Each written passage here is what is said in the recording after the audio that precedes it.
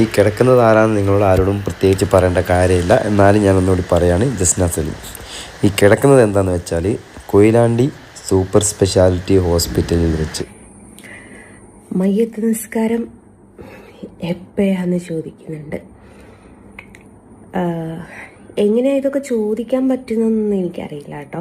അങ്ങനെ ജസ്ന സലീം മരണത്തോട് മല്ലടിച്ചു കൊണ്ടിരിക്കുകയാണ് സുഹൃത്തുക്കളെ. സംഗതി ഇച്ചിരി സീരിയസ് ആണ്. പലരും ഇതിനോടകം സംഭവം അറിഞ്ഞു കാണും. 2 ദിവസം മുമ്പാണ് ജസ്ന സലീം ഇതുമായി ബന്ധപ്പെട്ട് തന്റെ യൂട്യൂബ് ചാനലിൽ ഒരു വീഡിയോ അപ്ലോഡ് ചെയ്യുന്നത്. സംഭവം നിമിഷങ്ങൾക്കകം തന്നെ സോഷ്യൽ മീഡിയയിൽ വൻ ചർച്ചാ വിഷയമായി മാറി എന്നുള്ളതാണ്. നമുക്ക് ആദ്യം ജസ്ന അപ്ലോഡ് ചെയ്ത ആ വീഡിയോ ഒന്ന് കണ്ടു നോക്കാം.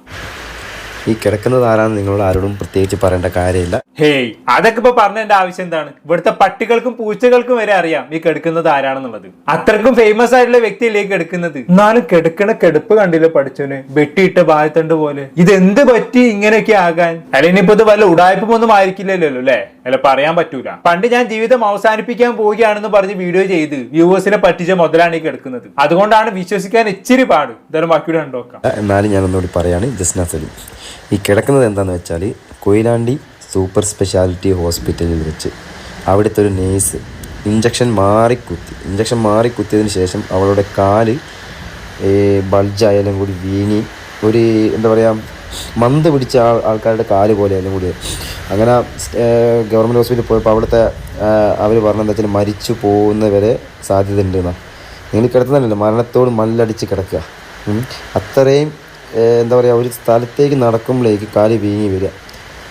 ആ ഒരു എന്താ കൊയിലാണ്ടി ടോളിൻ്റെ അടുത്തുള്ള സൂപ്പർ സ്പെഷ്യാലിറ്റി ഹോസ്പിറ്റലിലെ നേഴ്സ്, ആ ഒരു നേഴ്സ് കാരണം ഇവളെ ഈ അനുഭവിക്കുന്ന വേദനയും കാര്യങ്ങളും ഇതിൻ്റെ പേരിൽ സ്റ്റേഷനിൽ, അതായത് കൊയിലാണ്ടി പോലീസ് സ്റ്റേഷനിൽ കംപ്ലൈൻറ്റ് കൊടുത്തിട്ട് അവിടെയുള്ള അവർ വരെ ഈ പോളി ക്ലിനിക്കിലുള്ള സ്ഥാപനത്തിനോട് മാത്രം കൂറും കാര്യങ്ങളും കാണിക്കാൻ നമുക്കൊരു വേണ്ട നടപടിയോ നീതിയും കാര്യങ്ങളൊന്നും തരുന്നില്ല. ഓക്കെ, അപ്പൊ സംഭവം മെഡിക്കൽ നെഗ്ലിജൻസ് ആണ്. ഒരു അസുഖ സംബന്ധമായി ഹോസ്പിറ്റലിൽ പോയ സമയത്ത് ഇഞ്ചക്ഷൻ എടുക്കുന്ന സമയത്ത് ജസ്നക്ക് കൊടുക്കേണ്ട ഇഞ്ചക്ഷൻ നഴ്സിന്റെ ഭാഗത്തു നിന്നും മാറിപ്പോയി, ഇഞ്ചക്ഷൻ മാറിക്കുത്തി. അതാണ് ജസ്ന സലീമിനെ ഈ ഒരു കണ്ടീഷനിൽ കൊണ്ട് ചെന്നെത്തിച്ചത് അല്ലേ? എന്റെ ബലമായ സംശയം എന്താണെന്ന് വെച്ചാണെങ്കിൽ ജസ്ന സലീമിന് ഇഞ്ചക്ഷൻ മാറിക്കൊടുത്ത ഈ നേഴ്സ് ഉണ്ടല്ലോ, പുള്ളിക്കാരി ജസ്ന സലീമിന്റെ വീഡിയോ സ്ഥിരമായി കാണുന്ന ആളാണെന്ന് തോന്നുന്നു. ജസ്ന സലീമിന്റെ വെറുപ്പീര് കണ്ട് സഹിക്കാൻ പറ്റാതെ മനഃപൂർവ്വം ഇഞ്ചക്ഷൻ മാറിക്കൊടുത്തതാണോ എന്നുള്ളതാണ് എന്റെ ബലമായ സംശയം. ഞാൻ ചുമ്മാ പറഞ്ഞതാട്ടോ. ഇത് സംഭവം എന്താണെന്ന് വെച്ചാണെങ്കിൽ ജസ്ന സലീമിന്റെ ഉമ്മ ചില പ്രായ സംബന്ധമായ അസുഖങ്ങൾ കാരണം കുറച്ച് ദിവസങ്ങൾക്ക് മുമ്പ് കോഴിക്കോട് ഇക്ര ഹോസ്പിറ്റലിൽ അഡ്മിറ്റഡ് ആയിരുന്നു. ഇതുമായി ബന്ധപ്പെട്ട് ജസ്ന സലീമിന് 2 ദിവസം കുറെ ഓടി നടക്കേണ്ടി വന്നു. ജസ്ന സലീമിന്റെ വീട് കിടക്കുന്ന കൊയിലാണ്ടിയിലാണ്. കൊയിലാണ്ടിയിൽ നിന്ന് കോഴിക്കോട് ഇക്ര ഹോസ്പിറ്റലിലേക്ക് ഏകദേശം 1.5 മണിക്കൂർ വരാനുണ്ട്. മാത്രവുമല്ല 1-2 ബസ് മാറി കയറുകയും വേണം. അങ്ങനെ 2-3 ദിവസം തുടർച്ചയായിട്ട് ഇങ്ങനെ ഓടി നടന്നതോടെ ജസ്ന സലീമിനെ സംബന്ധിച്ചിടത്തോളം പുള്ളിക്കാരിക്ക് മൈഗ്രെയിൻ പിടിവിട്ട്. അതോടെ അതിന്റെ ട്രീറ്റ്മെന്റിന് വേണ്ടി കൊയിലാണ്ടിലുള്ള ഏതോ മൾട്ടി സ്പെഷ്യാലിറ്റി ഹോസ്പിറ്റലിലേക്ക് പോയതാണ് ജസ്ന സലീം. അങ്ങനെ ഡോക്ടറെ കണ്ടു, ഡോക്ടർ ഒരു ഇഞ്ചക്ഷൻ എഴുതി കൊടുത്തു. അങ്ങനെ ഇഞ്ചക്ഷൻ എടുക്കാൻ വേണ്ടി ഹോസ്പിറ്റലിലെ പ്രൊസീജിയർ റൂമിലേക്ക് പോയി. അവിടെ വെച്ചാണ് നഴ്സ് ജസ്ന സലീമിനുള്ള ഇഞ്ചക്ഷൻ മാറിക്കൊടുക്കുന്നത്. ഡോക്ടർ എഴുതിയ മരുന്നല്ലാതെ വേറെ ഏതോ മരുന്നാണ് ഇവര് ജസ്ന സലീമിന് ഇഞ്ചക്ട് ചെയ്തത്. ഇതൊക്കെ 1 മാസം മുമ്പേ നടന്ന സംഭവമാണ് കേട്ടോ.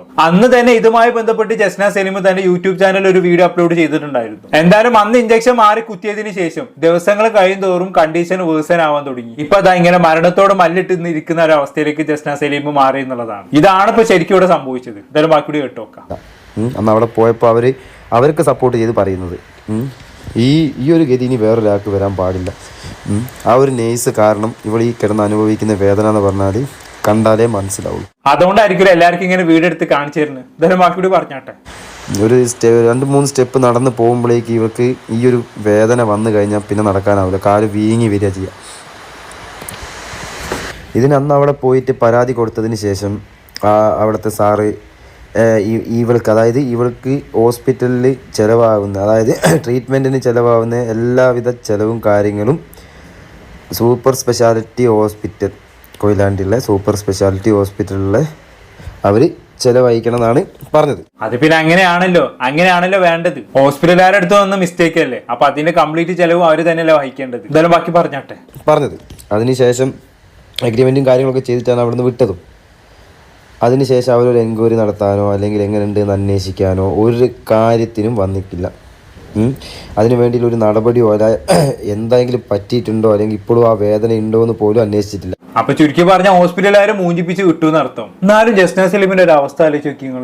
വെളുക്കാൻ തേച്ചത് പാണ്ടായി പോയി എന്ന് പറഞ്ഞ മാതിരിയായി ഇപ്പൊ ജസ്ന സലീമിന്റെ അവസ്ഥ. തലവേദന വന്ന് ഡോക്ടറെ കാണിക്കാൻ പോയതാണ്, അവസാനം എന്തായി, തലവേദന ഇട്ട് മാറിയതുമില്ല, മന്ത് പോലെ കാല് വീങ്ങുന്ന ഒരു അവസ്ഥയിലേക്കും എത്തിയ കാര്യങ്ങൾ. ഇനിയിപ്പോ ഞാനിത് പറയുമ്പോൾ പലർക്കും ഡൗട്ട് ഉണ്ടാകും, സാധാരണ ഇഞ്ചക്ഷൻ എടുക്കുന്നത് കയ്യിലല്ലേ, അപ്പൊ കൈയല്ലേ വീങ്ങേണ്ടത്, എങ്ങനെയാണ് കാല് വീങ്ങിയത് എന്നുള്ളത് അല്ലേ? ഇത് സംഭവം മറ്റൊന്നുമല്ലേ, ഈ ഇഞ്ചക്ഷൻ എടുക്കണമെന്നുണ്ടെങ്കിൽ നമുക്ക് കയ്യിൽ വെയിൻ കിട്ടണമല്ലോ. അങ്ങനെ വെയിൻ കിട്ടാൻ വേണ്ടി ജസ്ന സലീമിന്റെ കയ്യിൽ കുറെ ഈ നഴ്സുമാർ ഇങ്ങനെ തപ്പി നോക്കി, ഊടിൻ വെയിൻ കിട്ടില്ല. ചിലർക്ക് അങ്ങനെ ഒരു പ്രശ്നമുണ്ട്, എത്ര തപ്പിയാലും വെയിൻ കിട്ടൂല. അപ്പൊ ജസ്ന സലീം എന്ത് പറഞ്ഞ്, അങ്ങനെയാണെങ്കിൽ നിങ്ങൾ കാലിലൊന്ന് തപ്പി നോക്കിയതാണ്. അങ്ങനെ നേഴ്സ് എന്തൊക്കെ കാലിന് തപ്പി നോക്കി, 1-2 വെയിൻ അവിടെ കണ്ട്. പിന്നെ ഒന്നും നോക്കിയില്ല, മരുന്നും കൊണ്ട് കാലിലെ വെയിൽ കൂടെ അങ്ങോട്ട് അടിച്ചു കയറ്റി വിട്ട്. അങ്ങനെയാണ് കാല് വീങ്ങുന്ന അവസ്ഥയിലേക്ക് കാര്യങ്ങൾ എത്തിയത്. എന്തായാലും ബാക്കി കേട്ടോക്കാം.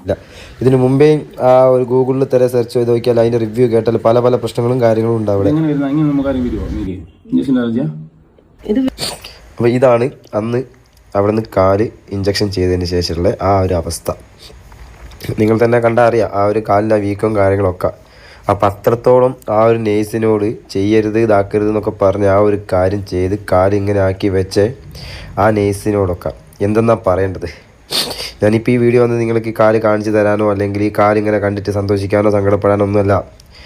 നാളെ ഈ ഒരു കാരണം കൊണ്ട് അല്ലെങ്കിൽ ഇവൾ മരണപ്പെട്ടു പോയാൽ അതിന് പൂർണ്ണ ഉത്തരവാദിത്വം കൊയിലാണ്ടി സൂപ്പർ സ്പെഷ്യാലിറ്റി പോളിക്ലിനിക്, അതായത് കൊയിലാണ്ടി ടോളിനടുത്തുള്ള സൂപ്പർ സ്പെഷ്യാലിറ്റി ഹോസ്പിറ്റലിലെ ജീവനക്കാരും അവിടുത്തെ ഓണറും. കാരണം അവർ കാരണം തന്നെ കാലിലെ കോലനിലകൾ നോക്കും, ഒരു തരം മന്ദ പിടിച്ച ആളെ പോലെ ആയിപ്പോയി കാലെല്ലാം കൂടി. ഈ ഒരു ഗതി ഇനി ഒരാൾക്കും പോരാത്തതിന് അത് ചോദിക്കാൻ പോയ എന്നാ ഒരു ഉളുപ്പ് പോലും ഇല്ലാണ്ട് അവിടുത്തെ ആ നേഴ്സ് വകവെച്ചിക്കില്ല. എന്നിട്ട് അവർ പോയി കൊടുത്ത് ഞാൻ പോയി താക്കി എന്നുള്ള രീതിയിലൊക്കെ അവർ പോയി കൊടുത്തിട്ട് പോലീസുകാർ വരെ അവർക്ക് സപ്പോർട്ട് ചെയ്ത് നിൽക്കുക. ഇതെന്തെങ്കിലും ബൈ ചാൻസ് ഇതിലെന്തെങ്കിലും സംഭവിച്ചു കഴിഞ്ഞാൽ ഇവരെന്തായിരിക്കും ഇനി ചെയ്യുക? അപ്പം ഇങ്ങനത്തെ ഒരു സ്ഥാപനം നമുക്കിനി വേണ്ട എന്ന് തന്നെ വെക്കണം. ഇങ്ങനത്തെ ഒരു സ്ഥാപനം വേണ്ടല്ലോ. നിങ്ങൾ വിചാരിച്ചാലൊന്നും ആ സ്ഥാപനം പൂട്ടിക്കാൻ പറ്റൂല, അത് വേറെ കാര്യം. ഇത് മൾട്ടി സ്പെഷ്യാലിറ്റി ഹോസ്പിറ്റലാണ്, അല്ലാണ്ട് നാട്ടിലെ സാധാരണ തട്ടുകടല്ല വിചാരിക്കുമ്പോഴേക്കും അങ്ങോട്ട് പൂട്ടിക്കാൻ. ഇതല്ല, ഇതിനപ്പുറവും പല ഹോസ്പിറ്റലുകൾ ഇവിടെ നടക്കുന്നുണ്ട്. എന്നിട്ട് ഇവിടെ ഏതെങ്കിലും ഹോസ്പിറ്റലിൽ പൂട്ടി പോകുന്നുണ്ട്. അവർക്കെതിരെ കേസുമായി പോയാൽ കേസുമായി പോകുന്നതും കൊടുക്കുന്നല്ലാതെ. മുമ്പ് ഒരിക്കലും കേരളത്തിലെ പ്രശസ്തമായിട്ടുള്ള ഒരു ഹോസ്പിറ്റലിനെതിരെ ഞാനൊരു വീഡിയോ ചെയ്തിട്ടുണ്ടായിരുന്നു, ഒരു കുട്ടി മരിച്ച കേസിൽ. ആ വീഡിയോ ചെയ്ത കാരണം എനിക്കുണ്ടായ റിസ്ക് എന്താണെന്ന് അറിയാം. കുറച്ച് ദിവസം മുമ്പ് എനിക്ക് മെയിൽ വന്നേക്കുന്നു, എനിക്കെതിരെ അവർ ഡൽഹിയിൽ കേസ് കൊടുത്തിരിക്കുന്നു പോലും. അവസാനം എനിക്ക് കേസ് നടത്താൻ ഡൽഹി വരെ പോകണമെന്നായപ്പോൾ ആ വീഡിയോ ഡിലീറ്റ് ചെയ്യേണ്ടി വന്നു. ഒരു 2-3 കൊല്ലം മുമ്പുള്ള വീഡിയോ ആണ്. ഇങ്ങനെയൊക്കെയാണ് ഇവിടെ പല ഹോസ്പിറ്റലുകാരും അവർക്കെതിരെ സംസാരിക്കുന്നവരെ നിശബ്ദരാക്കുന്നത്. അതുകൊണ്ട് നിങ്ങൾ വിചാരിച്ചാലൊന്നും ഹോസ്പിറ്റൽ പൂട്ടിക്കുന്ന സംഗതി നടപ്പുള്ള കേസല്ല മക്കളെ. നിങ്ങളെക്കാളൊക്കെ എത്രയോ മുകളിൽ പിടിപാടുള്ള ആൾക്കാരാണ് അവരൊക്കെ എത്രയോ ആളുകൾ കൊന്നിട്ടുണ്ടാകും. അതിനൊക്കെ അവർ പുഷ്പം പോലെ ഊരി പോന്നിട്ടും ഉണ്ടാകും, അത് വേറെ കാര്യം. എന്തായാലും അതവിടെ കിടക്കട്ടെ. എന്തായാലും ഇങ്ങനെ ഒരു വീഡിയോ ജസ്ന സലീം തന്റെ യൂട്യൂബ് ചാനൽ അപ്ലോഡ് ചെയ്ത സമയത്ത് അതിന്റെ കമന്റ് ബോക്സ് ആണ് അക്ഷരാർത്ഥത്തിൽ എന്നെ ഞെട്ടിച്ച് കളഞ്ഞത്. കമന്റ് ബോക്സ് കണ്ടിട്ട് ചിരിക്കണോ അതോ സങ്കടപ്പെടണോ എന്നുള്ള അവസ്ഥയിലായി പോയി ഞാൻ. പലരും ജസ്ന സലീം മരിക്കാനൊക്കെ പ്രാർത്ഥിക്കുന്ന ഇഷ്ടമാണ്. അതുപോലെ തന്നെ ജസ്ന സലീമിന് മരുന്ന് മാറിക്കൊടുത്ത നഴ്സിനോടൊക്കെ പലരും നന്ദി പറയുന്നു. ഞാൻ ചില കമന്റുകൾ വായിച്ചുതരാം. സത്യമാണെങ്കിൽ ഈ ഇഞ്ചക്ഷൻ വെച്ച നഴ്സിന് 1000 നന്ദി നേരുന്നു. പെട്ടെന്ന് മരിക്കാൻ പ്രാർത്ഥിക്കാം. സൂപ്പറായി. ചത്ത് കിടന്നാലും ചമഞ്ഞു കിടക്കുന്ന കേസിനാ. ഒരു നെറ്റി ചുട്ടിയും അരപ്പട്ടയും കൂടി ആവാമായിരുന്നു. അഭിനയത്തിന് ഒരു ഓസ്കാറും. മാല എല്ലാവരും കാണുന്നുണ്ട്. മരണത്തിന് വക്കിനാണെങ്കിലും മാല ഡ്രസ്സിന് മുകളിൽ ഇടാൻ മറന്നില്ലല്ലോ, ഓസ്കാർ കിട്ടും. സൂപ്പർ അഭിനയം. ഇങ്ങനെ നീളുന്ന കമന്റ് ബോക്സ്. വല്ലാത്തൊരു മനുഷ്യന്മാര് കേട്ടോ. ഒരാൾ മരിക്കാൻ വേണ്ടി വരെ പ്രാർത്ഥിക്കാന്നൊക്കെ പറഞ്ഞു കഴിഞ്ഞാണെങ്കിൽ എവിടെ എത്തി നിൽക്കുന്ന കാര്യങ്ങൾ. ഇത് സംഭവം എന്താണെന്ന് വെച്ചാണെങ്കിൽ ഇവൾ ഈ ചെയ്ത വീഡിയോ ഒന്നും ആൾക്കാർക്ക് വലിയ വിശ്വാസമൊന്നും ആയിട്ടില്ല.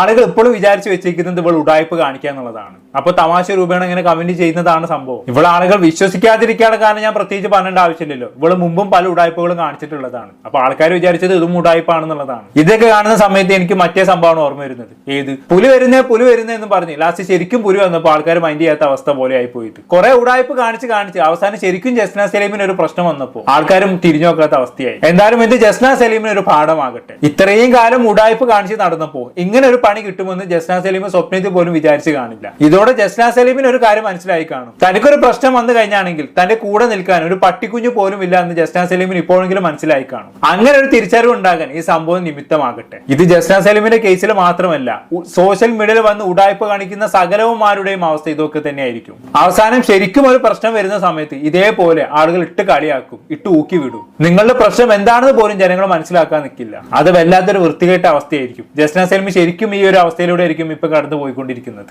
നല്ലതാണത്. ചില തിരിച്ചറിവുകൾക്ക് ചില നിമിത്തങ്ങൾ എന്തുകൊണ്ടും നല്ലതാണ്. അങ്ങനെ ഒരു തിരിച്ചറിവ് ജസ്ന സലീമിന് ഉണ്ടാകട്ടെ, എനിക്ക് അത്രേ പറയാനുള്ളൂ. എന്തായാലും ഇങ്ങനെ ആളുകൾ കമന്റ് ബോക്സിൽ കളിയാക്കാൻ തുടങ്ങിയതോടെ ജസ്ന സലീം എന്താക്കിയെന്ന് അറിയോ? ഒന്ന് നോക്കിയാൽ അതിന് ശേഷം ഒരു ലൈവ് വീഡിയോ ആയിട്ട് വന്നു. അതിൽ ജസ്ന സലീം എന്തോ പറയുന്നുണ്ട്, ഒന്ന് കേട്ടോക്കാം. മയ്യത്ത് നിസ്കാരം എപ്പോഴാന്ന് ചോദിക്കുന്നുണ്ട്. എങ്ങനെയാ ഇതൊക്കെ ചോദിക്കാൻ പറ്റുന്നതെന്ന് എനിക്കറിയില്ല കേട്ടോ. അതിന് മാത്രമൊക്കെ എന്നോട് ശത്രുത വെച്ച് പുലർത്തുന്നത് എന്തിനാണ് എന്നുള്ളതും അറിയാത്തൊരു സംഭവമാണേ. അപ്പോൾ കാര്യത്തിലാണോ തമാശ രൂപത്തിലാണോ എന്നൊന്നും എനിക്കറിയില്ല. ഒരുത്തരം വിളിച്ചിട്ട് എന്നോട് ചോദിച്ചു മയ്യത്ത് നിസ്കാരം എപ്പോഴാണെന്ന്. അത് കേട്ടപ്പം അതൊന്ന് ഷോക്കായി പോയിട്ടോ. അപ്പം നിങ്ങൾ എല്ലാം റെക്കോർഡ് ചെയ്യാറില്ല, ഇതെന്തേ റെക്കോർഡ് ചെയ്യാഞ്ഞെന്നും. എൻ്റെ അടുത്ത് ഫോണില്ല, ഇങ്ങനൊരു ഫോണേ കയ്യിലായിരുന്നു. ഐഫോണിൻ്റെ അകത്ത് ഓട്ടോമാറ്റിക്കായിട്ട് റെക്കോർഡ് വേറെ ആപ്പ് കയറ്റണം കേട്ടോ, അല്ലാതെ പറ്റില്ല. ഞാൻ മറ്റൊരു ഫോൺ വെച്ചിട്ടാണ് റെക്കോർഡ് ചെയ്യാറ്. ഫോൺ എൻ്റെ അടുത്ത് ഇല്ലായിരുന്നു, ഒരു ഫോണായി എൻ്റെ കയ്യിലുള്ളത്. ഒരു വീഡിയോ റെക്കോർഡ് ചെയ്യേണ്ട ഒരു സാഹചര്യത്തിലൊന്നും അല്ലായിരുന്നു. അത് കേട്ടപ്പോൾ എനിക്ക് ഭയങ്കര വിഷമമായിപ്പോയി. എൻ്റെ എന്താ പറയുക, ക്ഷീണവും തളർച്ചയും ഒക്കെ അവിടെ തീർന്നു പോയി. തോറ്റു കൊടുക്കരുത് എന്നുള്ളൊരവസ്ഥയിലായിപ്പോയി. കാരണം തോറ്റാ കൈയടിക്കാൻ 100 ആളുണ്ട് എന്നുള്ളത് മനസ്സിലായി. ജയിച്ചു ചെല്ലുമ്പം സ്വീകരണം കിട്ടുന്നതിനെക്കാട്ടിലും തോറ്റു ചെല്ലുമ്പോഴാണ് സ്വീകരണം കിട്ടുന്നത് എന്നുള്ളത് മനസ്സിലായി. ഇപ്പോഴെങ്കിലും നിനക്കത് മനസ്സിലായല്ലോ, സന്തോഷം. ചില നേരങ്ങളിൽ ചില തിരിച്ചറിവ് എന്തുകൊണ്ടും നല്ലതാണ്. എന്തായാലും ജസ്ന ഇത്രയും പറഞ്ഞ സ്ഥിതിക്ക് ഞാൻ നിന്നോടൊരു കാര്യം തിരിച്ചു ചോദിച്ചോട്ടെ. ഇങ്ങനെ ജനങ്ങൾ നിന്റെ തോൽവി ആഗ്രഹിക്കാനുള്ള കാരണം ആരാണ്? നീയൊക്കെ തന്നെയല്ലേ. നീ അത്രക്കും ജനങ്ങളെ വെറുപ്പിച്ചിട്ടുണ്ട്. നീ അത്രയും കോമാളിത്തരങ്ങൾ ഈ സമൂഹത്തിന് മുന്നിൽ കാണിച്ചു കൂട്ടിയിട്ടുണ്ട്. ഗുരുവായൂർ അമ്പലം നടയിൽ ചെന്ന് നീ കാണിച്ചു കൂട്ടിയ കോപ്രായങ്ങളൊന്നും ജനങ്ങൾ ഇപ്പോഴും മറന്നിട്ടില്ല. ശരിക്കും പറഞ്ഞാൽ നീ മതം വെച്ചാണ് കളിച്ചത്. അവസാനം എന്തായി? ഇവിടുത്തെ മുസ്ലിങ്ങളും ഹിന്ദുക്കളും ഒരുപോലെ നിന്നെ വെറുക്കുന്ന അവസ്ഥയിലേക്ക് കാര്യങ്ങൾ മാറി. ഇപ്പൊ നിനക്കൊരു അസുഖം വന്നു എന്നറിഞ്ഞപ്പോ സങ്കടപ്പെടുന്നതിന് പകരം ജനങ്ങൾ ആഹ്ലാദിക്കുകയാണ്, നിന്റെ മരണം ആഗ്രഹിക്കുകയാണ്. ആ ഒരു അവസ്ഥയിലേക്ക് വരെ കാര്യങ്ങൾ എത്തി എന്നുള്ളതാണ്. ഇനിയെങ്കിലും നിനക്ക് തിരിച്ചറിവ് വരുന്നില്ല എങ്കിൽ എനിക്കൊന്നും പറയാനില്ല. നീ ബാക്കി പറഞ്ഞാട്ട് എന്തായാലും. കാരണം അത്രയും ആൾക്കാർ ജസ്റ്റ് ഒരു വീഡിയോന്റെ താഴെ കമന്റ് ഇട്ടിട്ടുണ്ട്. അത്രയും ആൾക്കാർ തെറ്റ് ചെയ്ത ഒരാൾക്ക് സപ്പോർട്ടായിട്ട് നിന്നിട്ടുണ്ട്. ഓപ്പോസിറ്റ് സൈഡിൽ ഞാനാണ് എന്നതിൻ്റെ പേരിൽ. അതെ, ആ പറഞ്ഞത് കറക്റ്റ് ആണ്. ഇവിടെ ഓപ്പോസിറ്റ് ജസ്ന സലീം ആയതുകൊണ്ട് തന്നെ ആളുകൾക്ക് അങ്ങോട്ട് പറയുന്ന അങ്ങോട്ട് വിശ്വാസമാവുന്നില്ല. ഇനി വിശ്വാസം ആയാൽ തന്നെ ആളുകൾ ജസ്ന സലീമിനിട്ട് സപ്പോർട്ട് ചെയ്യുന്നുമില്ല. വല്ലാത്തൊരു അവസ്ഥ തന്നെയല്ലേ ഇത്. ഇനി ജസ്ന സലീമിന് പകരം വേറെ വല്ലവരും ആയിരുന്നെങ്കിൽ ഉറപ്പായും ഇങ്ങനെ ആയിരിക്കില്ല ജനങ്ങളുടെ പ്രതികരണം. ആ ഹോസ്പിറ്റലിൽ തല്ലി പൊളിക്കാൻ വരെ ജനങ്ങൾ ആഹ്വാനം ചെയ്തേനെ, അതിൽ യാതൊരു സംശയവും വേണ്ട. അതാണ് നമ്മളൊരു അനുഭവം സമൂഹത്തിന് മുന്നിൽ അവതരിപ്പിക്കുന്ന സമയത്ത് അതെങ്ങനെ സമൂഹത്തിൽ ഇമ്പാക്ട് ചെയ്യുന്നു എന്നുള്ളത് നമ്മുടെ വ്യക്തിത്വം പോലെ ഇരിക്കും. നമ്മൾ നല്ലൊരു വ്യക്തിത്വം സമൂഹത്തിന് മുന്നിൽ ഉണ്ടാക്കിയെടുത്തിട്ടുണ്ട് ിൽ നമ്മൾ എന്ത് പറഞ്ഞാലും ജനങ്ങൾ വിശ്വസിക്കും. പക്ഷെ നേരെ മറിച്ച് നമ്മുടെ വ്യക്തിത്വം സമൂഹത്തിന് മുന്നിൽ മോശമാണോ, നമ്മൾ എത്ര സത്യമായിട്ടുള്ള കാര്യങ്ങൾ പറഞ്ഞാലും ജനങ്ങൾ വിശ്വസിക്കത്തില്ല. അതുകൊണ്ട് തന്നെ നമ്മൾ സമൂഹത്തിന് മുന്നിൽ ഉണ്ടാക്കിയെടുക്കുന്ന ഇമേജ് എന്ന് പറയുന്നത് വളരെ ഇമ്പോർട്ടന്റ് ആയിട്ടുള്ള കാര്യമാണ്. അതിന് ഉത്തമ ഉദാഹരണമാണ് ജസ്ന സലീമിന്റെ ഈ സംഭവം എന്ന് പറയുന്നത്. എന്തായാലും ജസ്ന സലീമിന്റെ രോഗമൊക്കെ ഭേദമാകട്ടെ, ഈ കാലിന്റെ നീരും മൈഗ്രെയിനും എല്ലാം മാറി പഴയ ജീവിതത്തിലേക്ക് തന്നെ ജസ്ന സലീം തിരിച്ചു വരട്ടെ. ഞാൻ ആഗ്രഹിക്കുന്നത് അങ്ങനെയാണ് കേട്ടോ. നമ്മൾ ആരൊക്കെ ട്രോൾ ചെയ്യാലും ആരൊക്കെ കളിയാക്കിയാലും ആരുടെയും മതപതനവും മരണവും ഒന്നും നമ്മൾ ആഗ്രഹിക്കുന്നില്ല. എന്റെ എല്ലാവരും നന്നായി ജീവിക്കണം എന്നൊക്കെ തന്നെയാണ് എന്റെയും ആഗ്രഹം. അല്ലാതെ ഒരാളെ കൊന്നിട്ടും ഒരാളെ ഇല്ലാതാക്കിയിട്ടും നമുക്ക് എന്ത് കിട്ടാനാണ്? അതുകൊണ്ട് തന്നെ ജസ്ന സലീം പഴയ ജീവിതത്തിലേക്ക് തന്നെ തിരിച്ചു വരട്ടെ. ഞാൻ നേരത്തെ പറഞ്ഞ പോലെ ഇപ്പോൾ ഉണ്ടായ അനുഭവങ്ങളിൽ നിന്നെല്ലാം പാഠം ഉൾക്കൊണ്ട് ഇനി ഒരു പുതിയ മനുഷ്യനായി ജസ്ന സലീമിന് ജീവിക്കാൻ സാധിക്കട്ടെ. അതുവഴി ജനങ്ങളുടെ വെറുപ്പിന് പകരം ഇഷ്ടം പിടിച്ചു പറ്റാൻ ജസ്ന സലീമിന് സാധിക്കട്ടെ. കൂടുതലൊന്നും ഞാനിവിടെ പറയുന്നില്ല. എന്താണ് കേട്ടിട്ട് നിങ്ങൾക്ക് തോന്നുന്നത്? കമന്റ് ബോക്സിൽ രേഖപ്പെടുത്തുമല്ലോ. അടുത്തൊരു ടോപ്പിക്കുമായി വീണ്ടും കാണാം.